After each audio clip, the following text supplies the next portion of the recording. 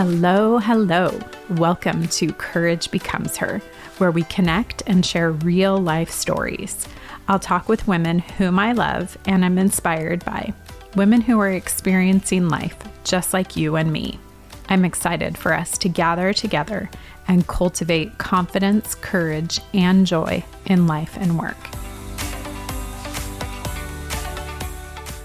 Hello, friends. Oh my goodness. I am just so delighted to be here with you today, and I have a special episode for us, and I'm just delighted to tell you about it here in just a minute. So we have just finished the Leap of Faith series with some incredible and inspiring and encouraging conversations. And next week, we will be starting a new series that I'll tell you about after today's episode.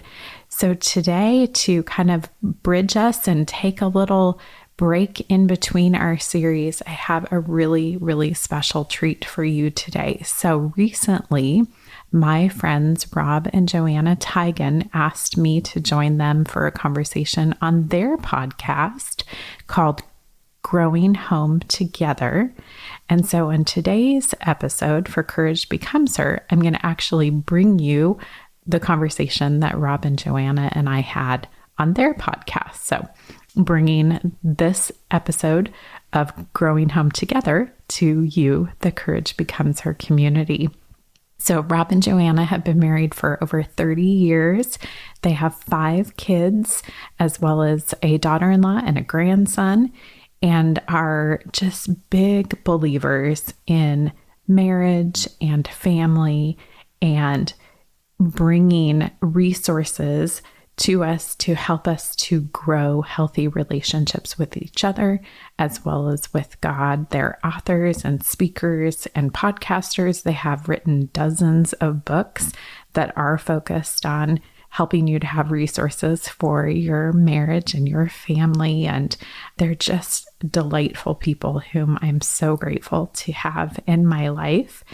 And in this conversation with them, I get to talk about one of my all-time favorite topics, rest. And in this conversation, we talk about what true rest, real God-given rest looks like, and how we can hinder ourselves from resting well through our focus on productivity and hyper-individualism. And we talk about just kind of what it looks like to bring ourselves to a place of better rest, of true rest, and how we discover what that looks like for each of ourselves as individuals. And it's just such a lovely and rich and meaningful conversation. So I'm really delighted for you to be able to listen to this conversation on the Growing Home Together podcast with Rob and Joanna Teigen. Thank you.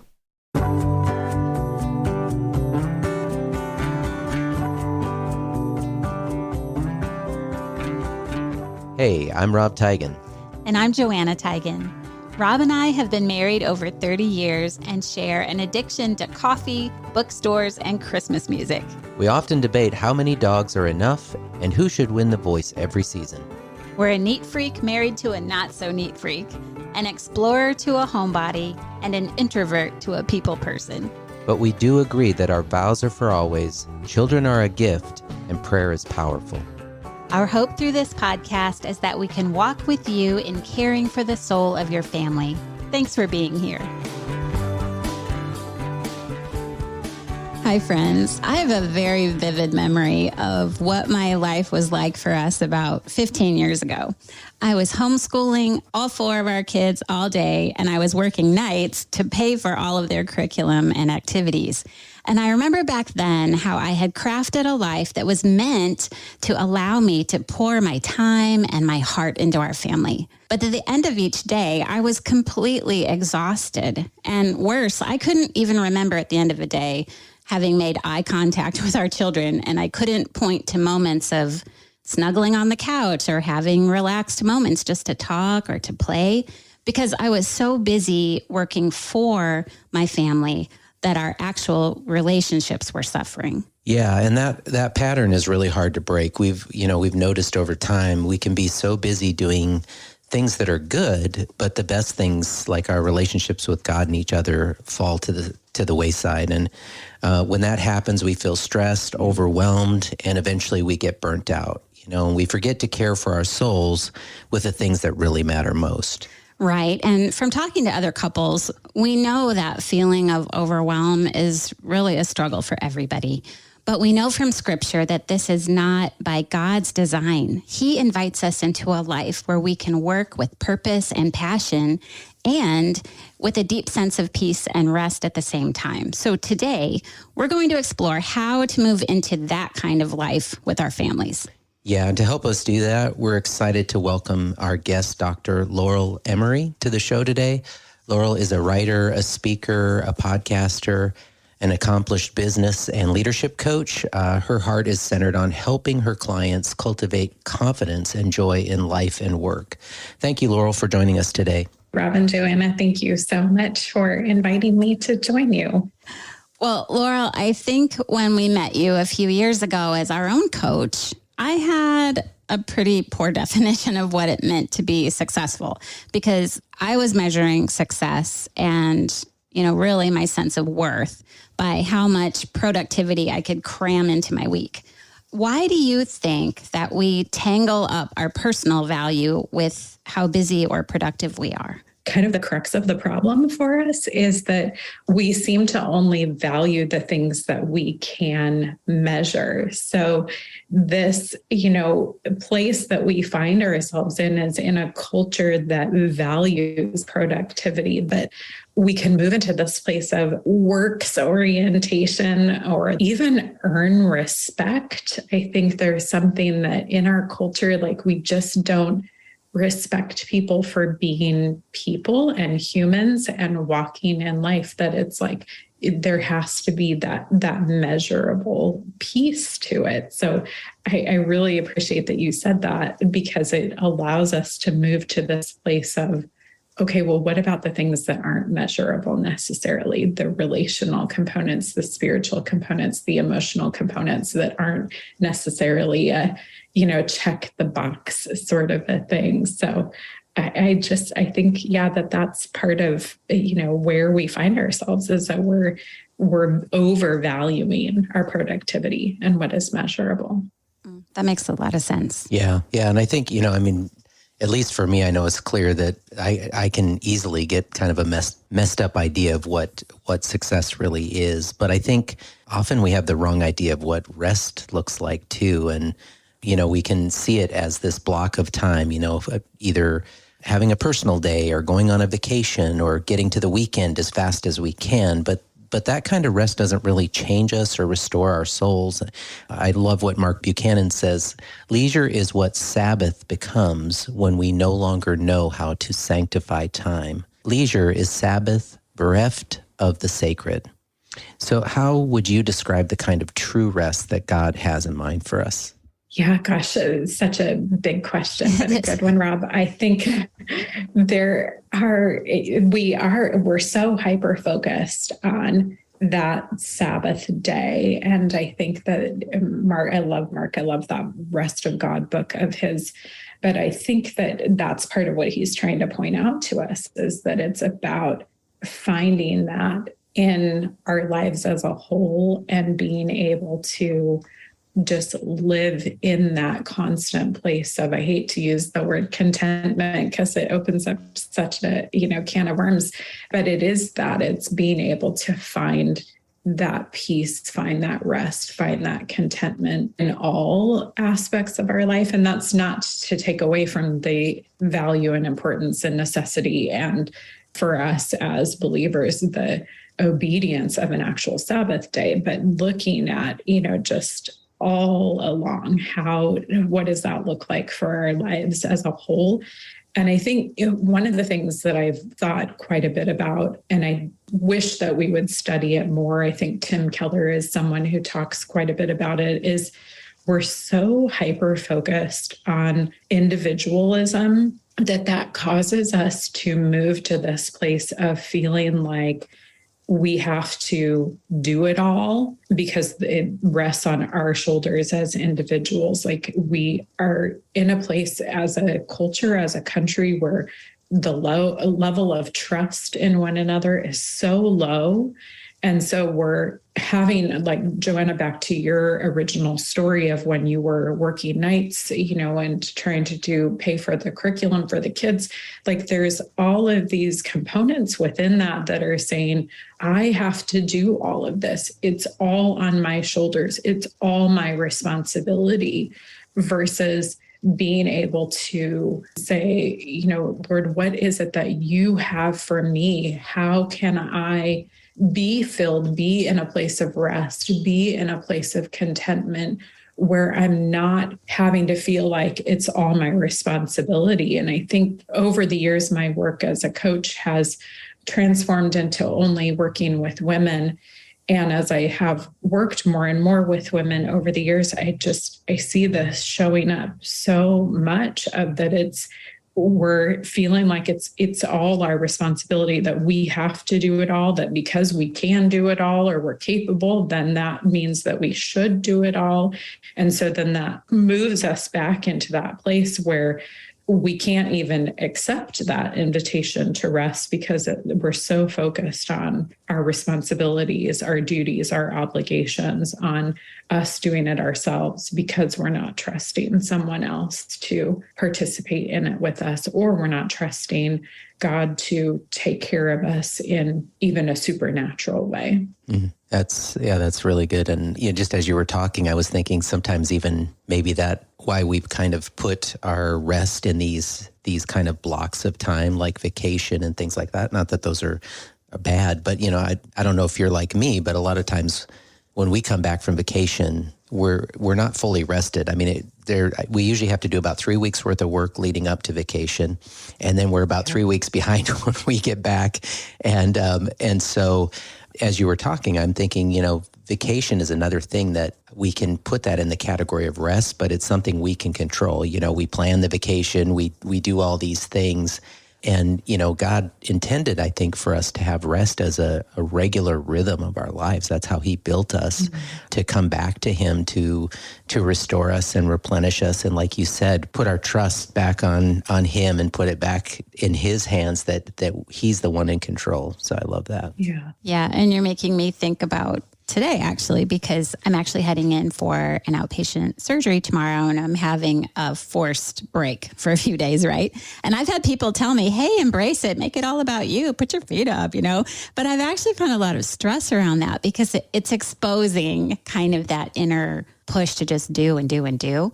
And so I'm resisting the rest. Honestly, I've been treating it kind of as an inconvenience. And I think that it's probably a tool that God is using to show me these things, and just to remind me, hey, remember way back, I called you to just, like you say, trust me and lean on me and let me have all the things that you're having to lay down this week. But I think all of us, from time to time, need to do a little of that kind of self-assessment, What is a way that you could help us do that right now, by kind of naming some of the signs that we do need to receive God's invitation to rest with him? A big one that I see is where we're simply kind of coming back to that individualism component. We're not asking for help. And we get to this place where it feels so overwhelming, and we feel like we're going to just add somebody else into the burden with us, when there are people who genuinely want to be helpful to us and to join with us and to participate with us. And so I think just from a super pragmatic perspective, like, that is such a big one. And it's something that is so hard for us to do. I'm thinking about, your experience of, tomorrow and what lays before you, of just, what is it that, you can potentially ask for help? Is it something that you need help with meal prep ahead of time so that there is food made for the family, or, things that can be put on the back burner, or somebody to do pickups of the kids, of who needs to be transported here or there, just those sorts of things that we just have this tendency to feel like it all has to, again, rest on us rather than being able to be a part of community and asking, for that help from other people. I think another indicator, going back to your story, an example of when you were homeschooling, working nights, to pay for the curriculum, that was a warning sign for you of, I wasn't looking my kids face to face. I wasn't, actually actively spending time and developing relationship. And so looking for those warning signs of like, okay, what isn't working in this? Like, how have I not done the things that are important? And so even going through some of those exercises of, Rob, you talked about a second ago, of like really identifying, okay, what are those things that matter most? And, what does that relational health look like? What does that spiritual health look like? So as much as, again, that kind of moves us toward the measurable, at least it's starting from that place of, okay, I need to assess, for me, what is and isn't working well, and allow that to be a catalyst for, drawing me back to God, drawing me back to that place of rest, and drawing me back to that place of being able to say, it's not all my responsibility. It's not all up to me. And those are really hard things to do, especially again, in my coaching of women, like that place of admitting that we need help, admitting that something is wrong and not working. Those are really difficult things to do. And I think there's a book that I read recently by Sharon Miller, Free of Me. And one of the things that she talks about in it is that when we try to show up in other people's lives as though everything is taken care of and everything in our lives is, Instagram perfect and, all of those sorts of things, that what we inadvertently do is we create an expectation that not only keeps the pressure on us that we have to be that way, but it puts a pressure on others to think, oh, well, if she has it all together, I have to as well. And I do then, to make my life look like what hers looks like, even though we all know behind the scenes, that's, not reality. And I need help. I can't do it all. I've got to call on the Lord as well as call on my community to be in this with me. Right. Yeah. This morning I was talking to Rob about, the medical stuff happening tomorrow. And he said, it's okay for you to lean on me for a little bit. That's okay.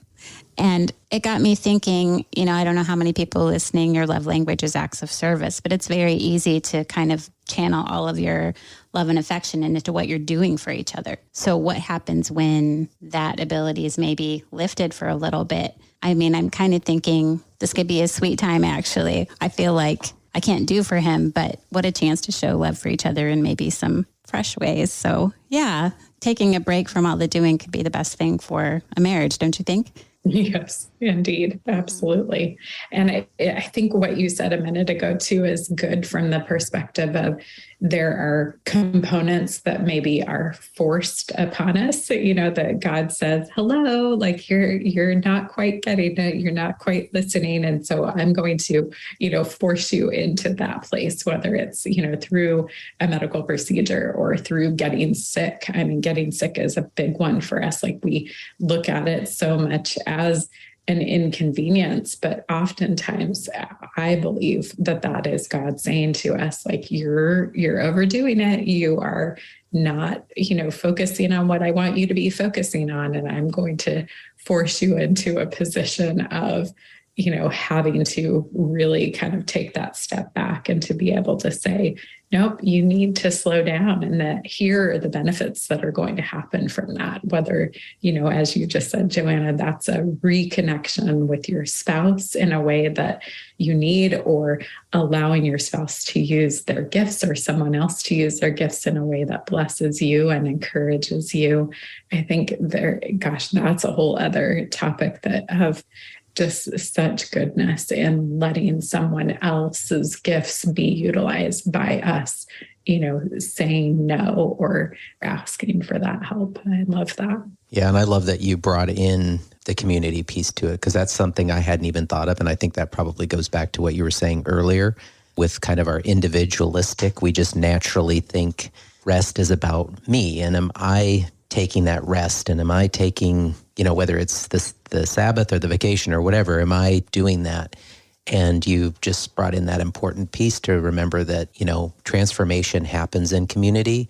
And so oftentimes we do think individualistically in our relationship with God or these kind of topics. And really God always meant for that to happen kind of with him and with others. And so that was, I'm glad you brought that up.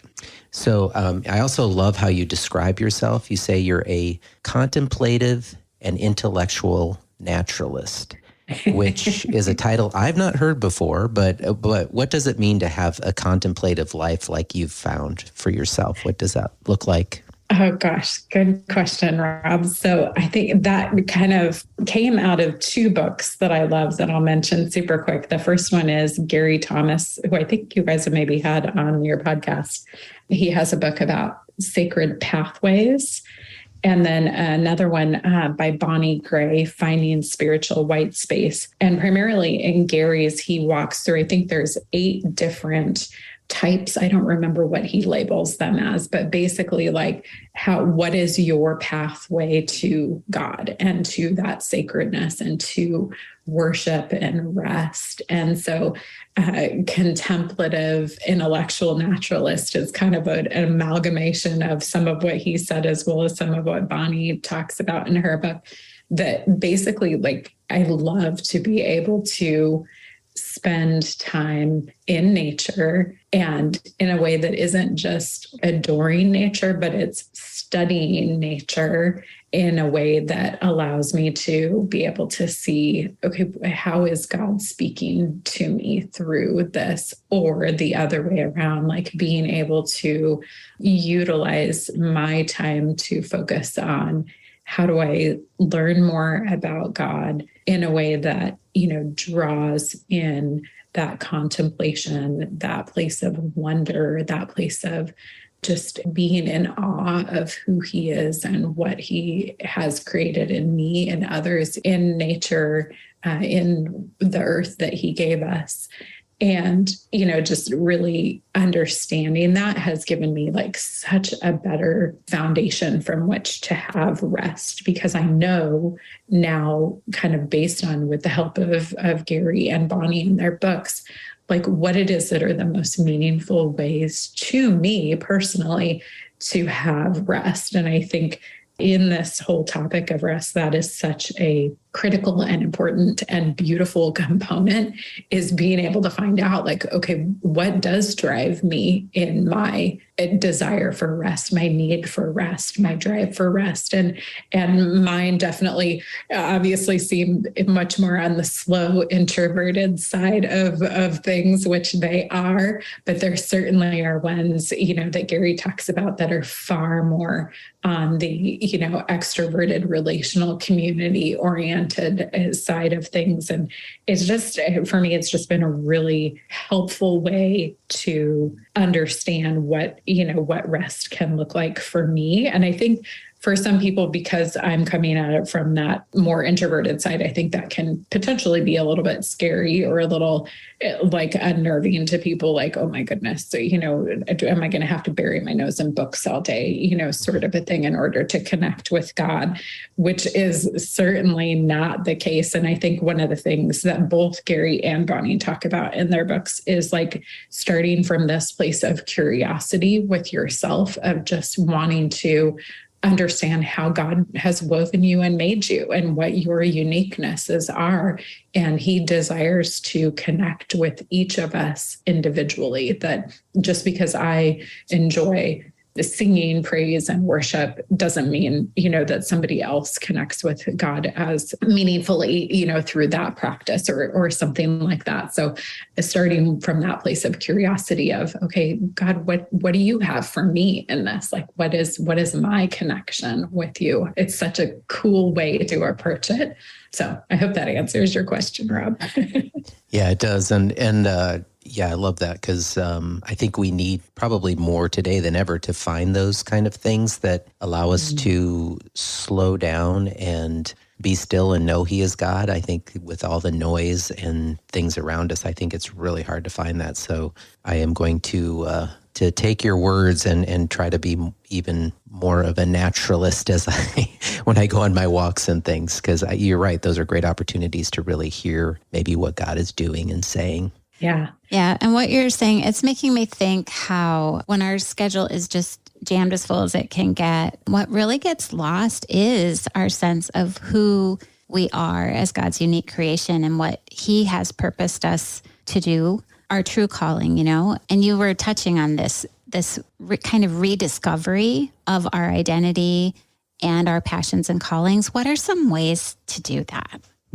That is so interesting. And it's a tough one because I think we all struggle with it. And kind of going back to the beginning of our conversation of the cultural expectations, it's so easy for us to get wrapped up in what am I supposed to be doing? What should I be doing? What do my parents expect me to be doing? What does my spouse expect me to be doing? Just moving into that place of other centeredness and other focused, elements rather than really just talking with God about me and who I am and how He has made me.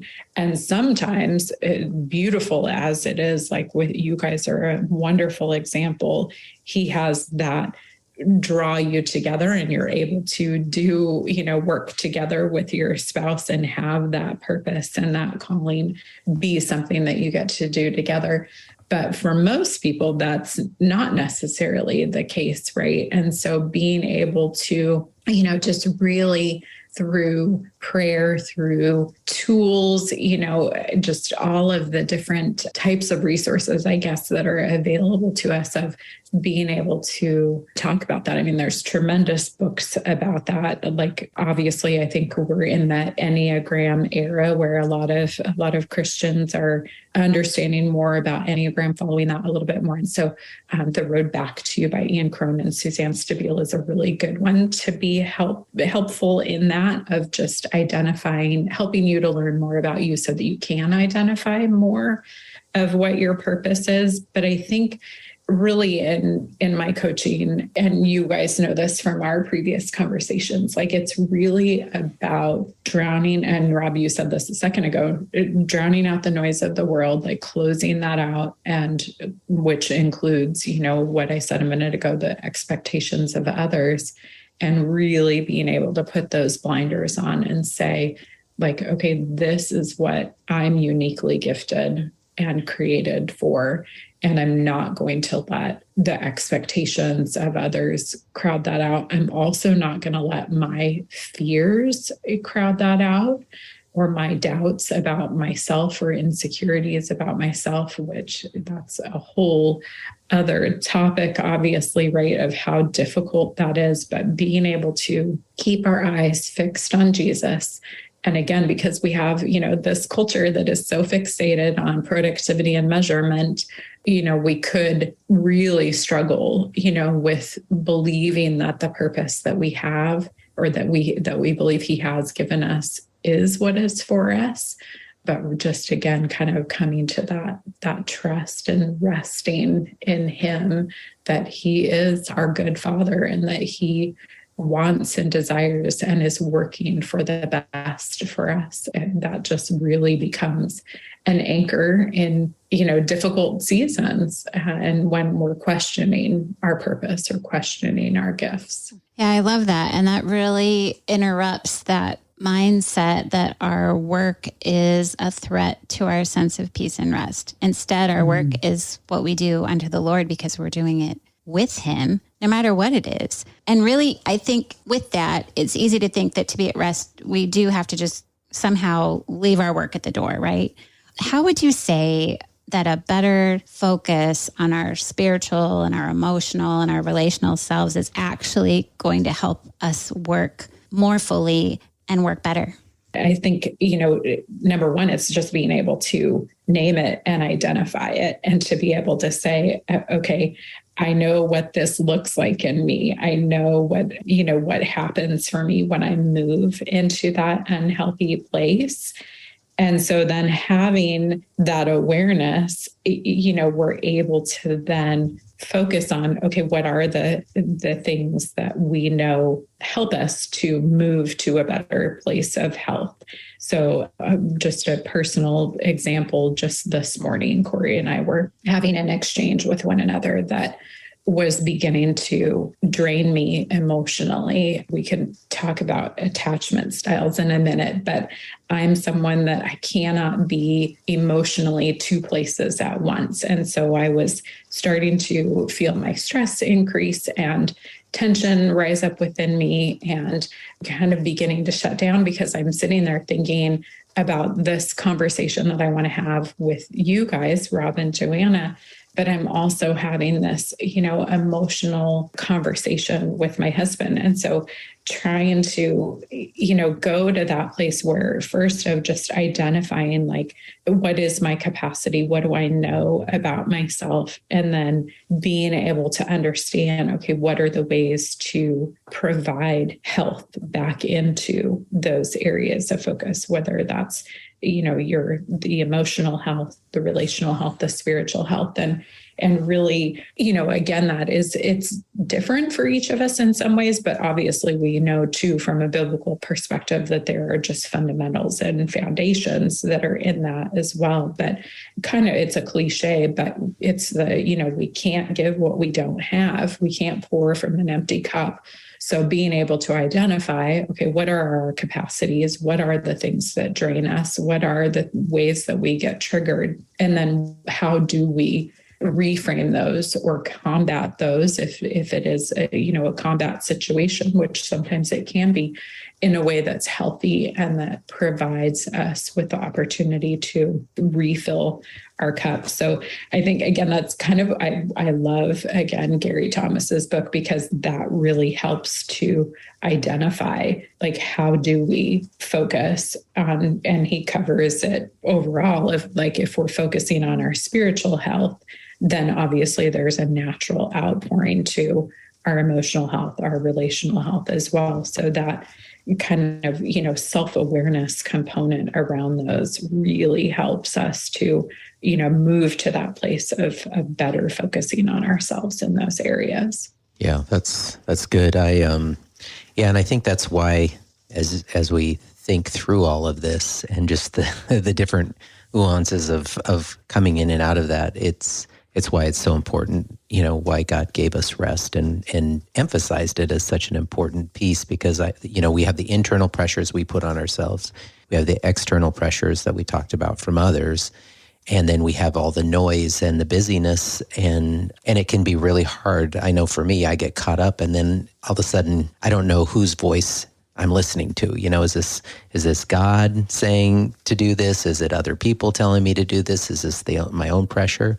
And if we don't step away from that and just rest, then we can't discern, where God's leading us a lot of times. And so, Joanna mentioned earlier in the program, and you're touching on this a little bit, but maybe I'm just asking you to expound on it too. But, she talked about how she can be physically present a lot of times with our kids and not emotionally or spiritually present.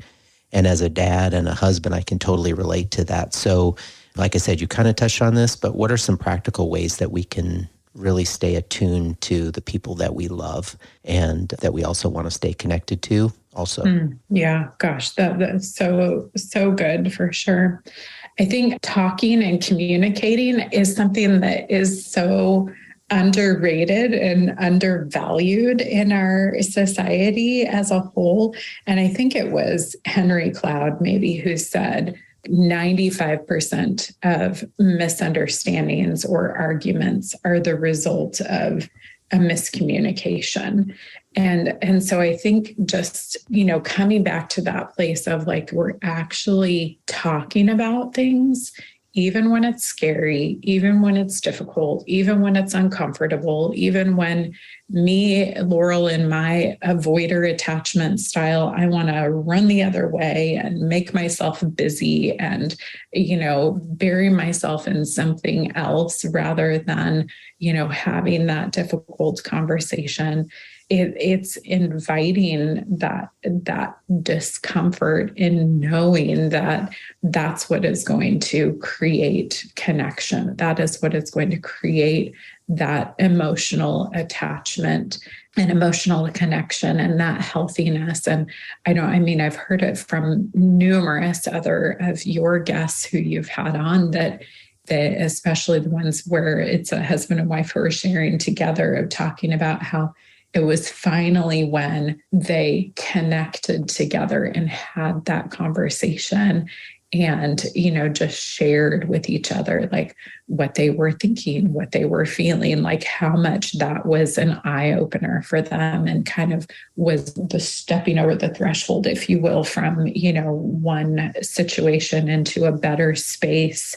So I think it just seems, again, so simple, maybe oversimplified, but I really think that it isn't, that just, inviting those conversations and even, using the example you just did, Rob, of Joanna with the kids and not being present there, like even just inviting those, conversations.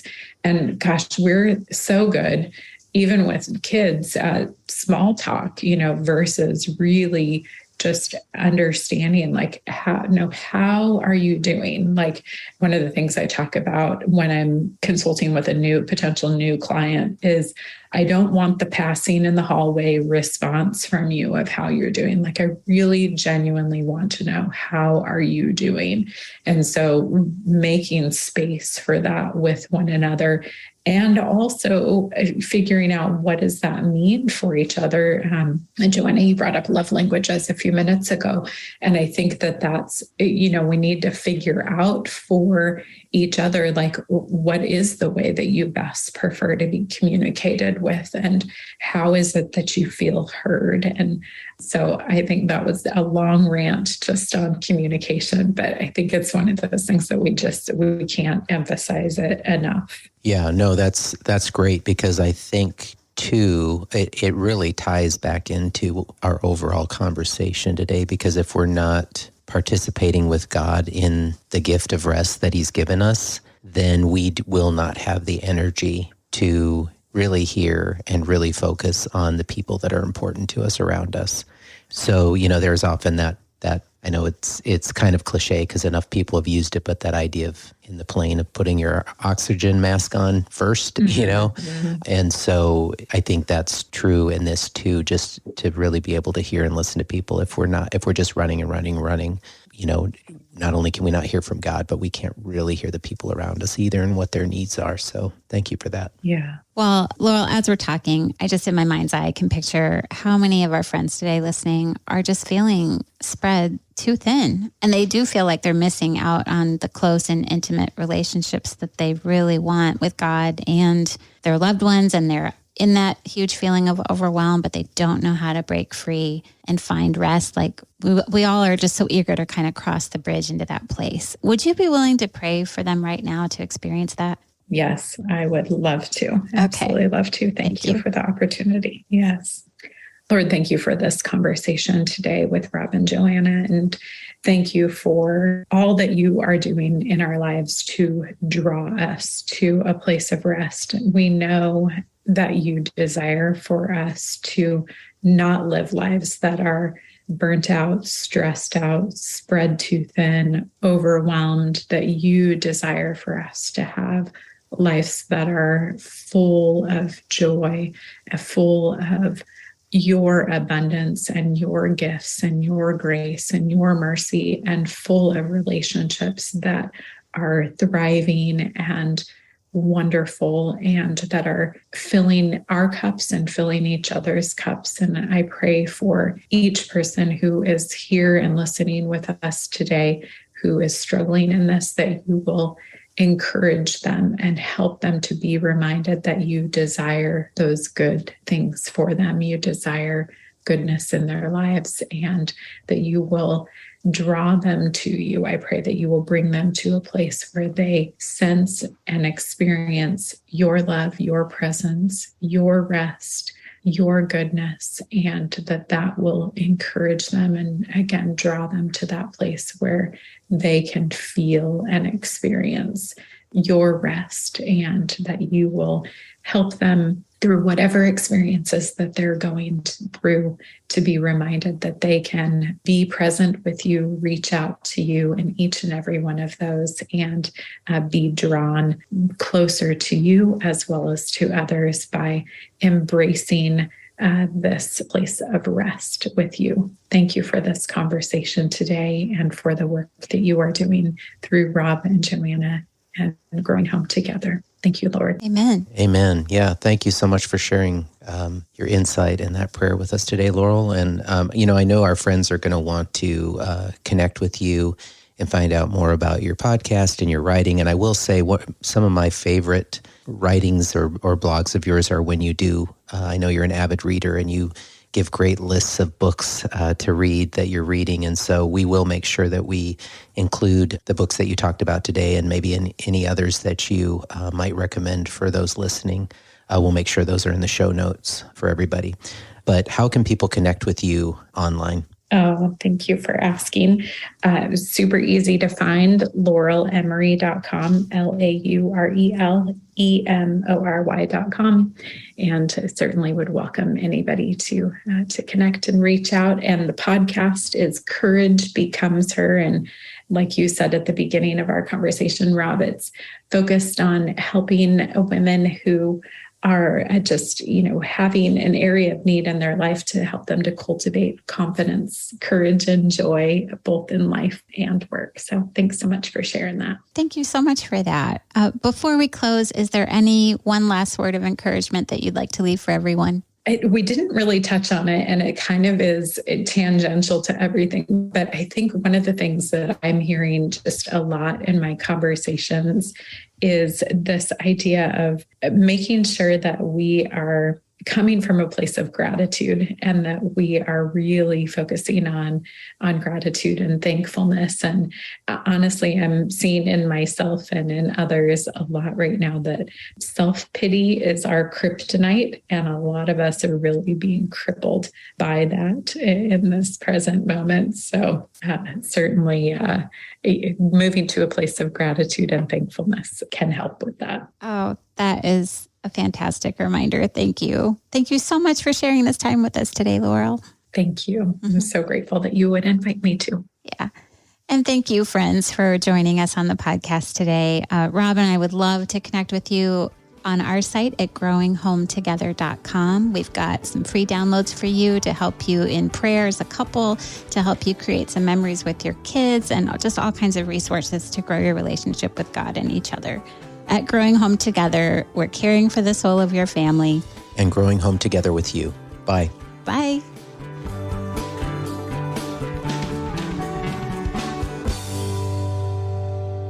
I don't claim to be an expert on rest, but gosh, do I know what life feels like when we are living in a place of true rest versus just chasing the weekend or chasing vacation. And I'm just so grateful to have been able to have this conversation with Rob and Joanna.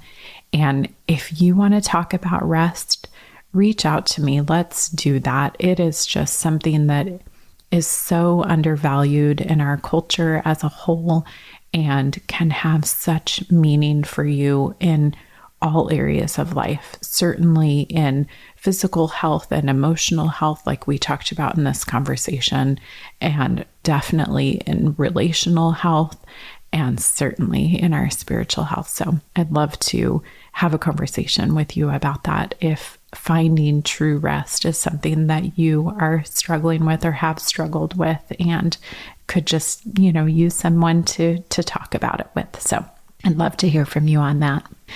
So I told you that I would tell you what our new series is, and I am just so excited But I have to tell you, I'm also a little bit nervous about this series because I know that it is a topic that is going to be hard for a lot of us and that we sometimes don't want to think about and talk about. It's difficult to know how to talk about it.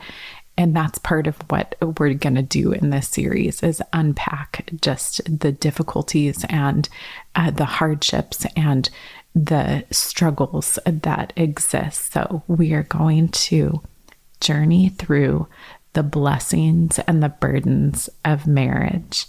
And I have the most beautiful women who are going to share stories of just absolute tragedy and devastation in their marriages, as well as beautiful redemption and gorgeous, beautiful ways where marriage has just grown and flourished and is thriving. So I'm really, really looking forward to bringing each of their stories to you starting next week.